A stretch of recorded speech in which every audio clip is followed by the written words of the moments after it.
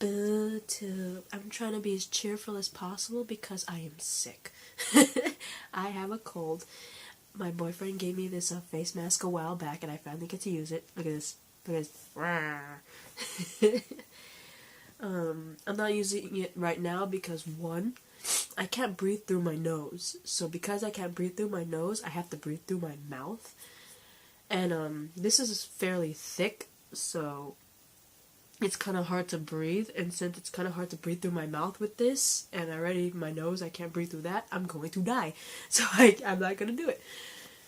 Anyway, I just finished my reaction rant to Supergirl Season 2, Episode 16, titled Star-Crossed. I know, well, right now it's like 1:15 a.m., and Supergirl Season 2, Episode 17 has already premiered, and I'm at least a week late with all these shows. But if you watched my previous videos, I'm not sure if it was my previous 4 videos that I just uploaded, or maybe videos before that, but I know a recent video I mentioned that the reason why I did not record last week's Supergirl, The Flash, Legends, and Arrow is because I know for a fact I couldn't get to The Flash and Legends because I was not home. Friday I wasn't home that day either, so I couldn't do that day either. I'm not sure about Monday. But I know that for past, like, that week and the week before, I had, like, a tooth problem. And, I was in a lot of pain. And now, like, by the end of last week and this beginning of this week, I'm sick now with a cold. So, for the past couple of days last week, I wasn't able to get the 4 CW shows, mainly because I wasn't home to do so.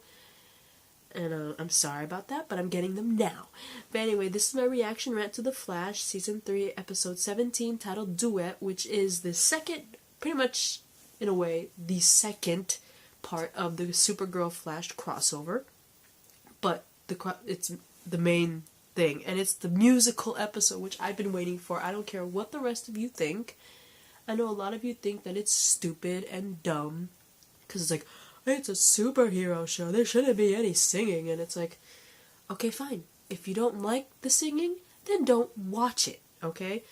But there's some people in the world that appreciate this, because the actors in the CW DC shows, they're all talented, all of them. Whether it's Arrow, The Flash, Legends of Tomorrow, or Supergirl, all the actors and actresses in all 4 of those shows, they're all amazingly talented. Okay, how many minutes am I in? Okay, I'm 3. I have to check how many minutes. But, like, they're all amazingly talented, okay? And a good chunk of these actors and actresses in all 4 shows have music backgrounds. Some of them have been on Broadway, for Christ's sake. Like, we all know the girl who plays Kara, Melissa, and the guy who plays Barry, Grant, they were both on Glee. You guys, if you guys even paid attention to that, they were both on the music show Glee. And if you noticed who the new alien in the Supergirl Star-Crossed episode was played by Darren Criss, who is very well known for also being on Glee with Grant and Melissa. So there's that, and several of them have amazing musical backgrounds. The guy who plays Stein, the guy who plays Malcolm Merlin, obviously the guy who plays Joe West, because Rent is my favorite Broadway musical, and he played a character in the movie adaptation of Rent, and he was fantastic.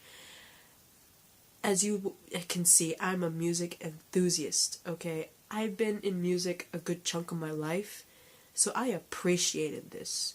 And there's a lot of people who said this was stupid, this is dumb, what a waste of an episode, it was pathetic, this is a superhero show, there shouldn't be any singing. Some of the people even said this, watched it anyways, and they said the singing wasn't good, and it's like, well, fine.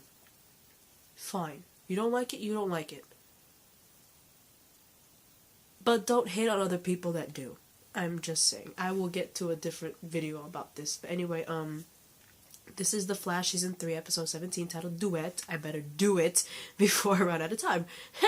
Puns, quips, and jokes. Oh, I'm in 5 minutes. I better go.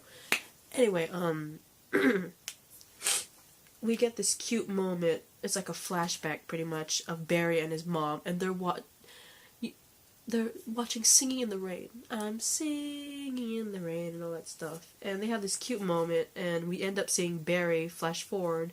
He's obviously staying with Cisco, because remember, he told Iris that they need time apart, and he told Iris, just stay in our place and I'll stay at Cisco's.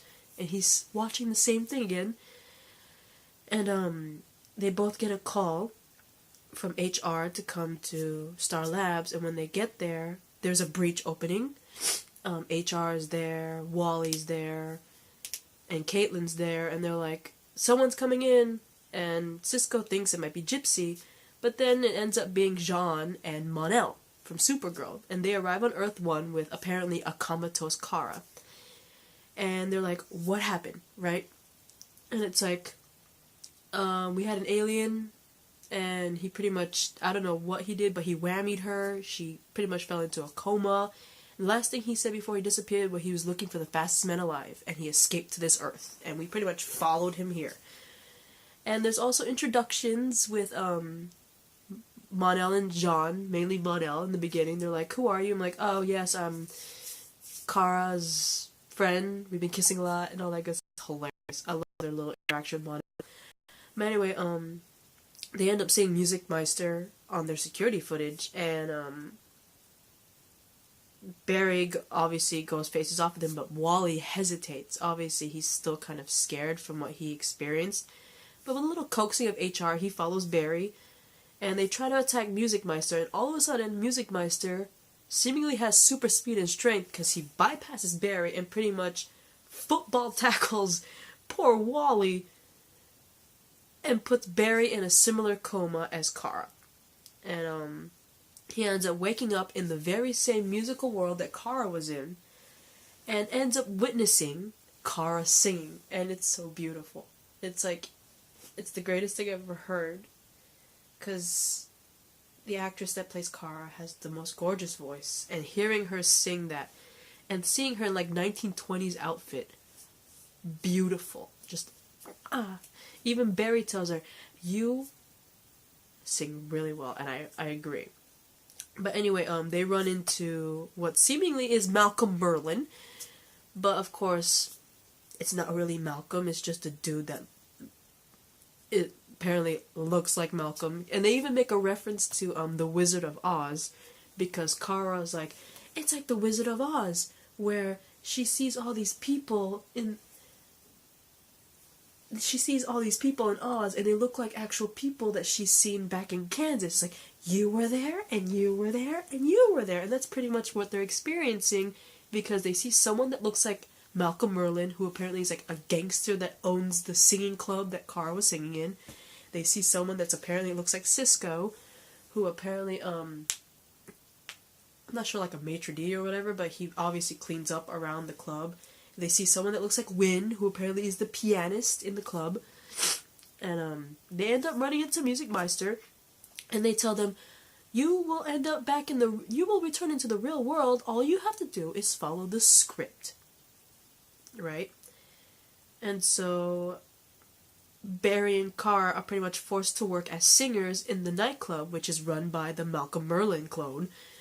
And with Win, who works as the piano player, like I said, and Cisco is a waiter. I remember now, he's a waiter. And apparently,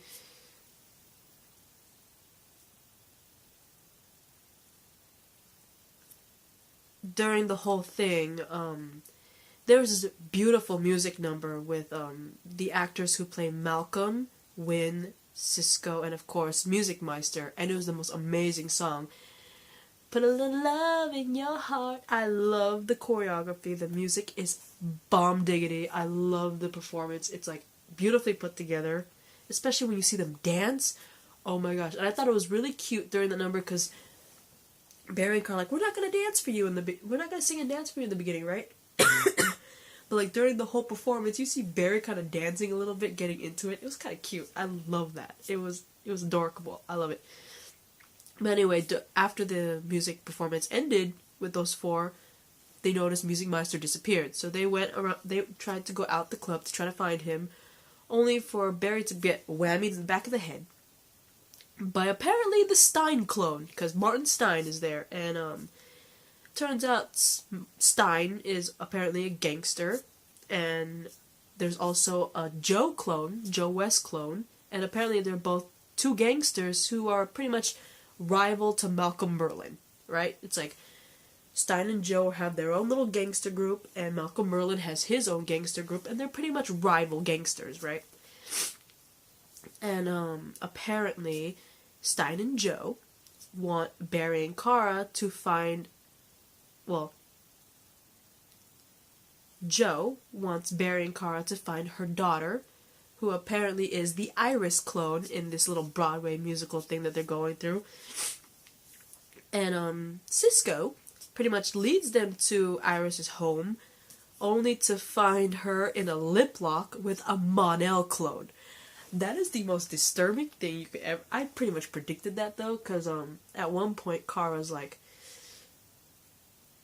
I'm so happy that I have not seen a Mon-El clone, because I don't know if I can deal with that. And the moment she said that, you hear who we're assuming is Iris on the other end of the door say, like a... It kind of sounds like a little moan. She's like, oh my god, but at the same time it kind of sounds like a little moan at the end, so I was like, she's with somebody. And the fact that Kara said that she's happy she has not seen a Mon-El clone kind of makes me suspicious that somebody might be Mon-El. And since apparently both Kara and Barry are the ones that got whammied here by Music Master, I had a feeling that we might see little clones of Iris and Mon-El in this world, and it turns out we were right because they kicked down the door to Iris's place to see Iris clone and Mon-El clone, right? And they find out they're in love and that they're in a forbidden relationship because, of course, Iris is Joe's daughter, and apparently in this world, Mon-El is Malcolm's son. And like I said, Malcolm, his gangsters, and then you got Stein and Joe and their gangsters and their rival gangsters. And Malcolm's son is in love with Joe's daughter. It's like Romeo and Juliet. You know what I mean? It literally is Romeo and Juliet. It's like Iris, Joe, and Stein. They're like the Capulets. And then Malcolm and Mon-El are the Montagues, if you think about it, right? And Kara and Barry managed to convince Mon-El and Iris to reveal their love to their parents, and maybe things will be okay, which was like totally easy to convince them apparently. They're like, yeah, we'll do that, no problemo, right? And oh my god, am I running out of time? Let me like hurry up, man. So Kara goes with Mon-El to talk to his dad, Malcolm, while Barry goes with Iris to talk to Joe and Stein, right? And I thought this was really cute because turns out Joe and Stein are Iris's dads, because she's like, dads, you don't have to worry, and Barry's like, dads? And they both turn around, they're like, you got a problem with that? And I was like, I'm done. This is the greatest thing you could ever give to me. You gave me music episode with the greatest singers and a Glee reunion, and then you give me this. You give me Stein and Joe being the dads of Iris. That's beautiful. And I'm running out of time. I'll see you in a part 2 video, because apparently I'm too geeky over this. So I'll see you soon.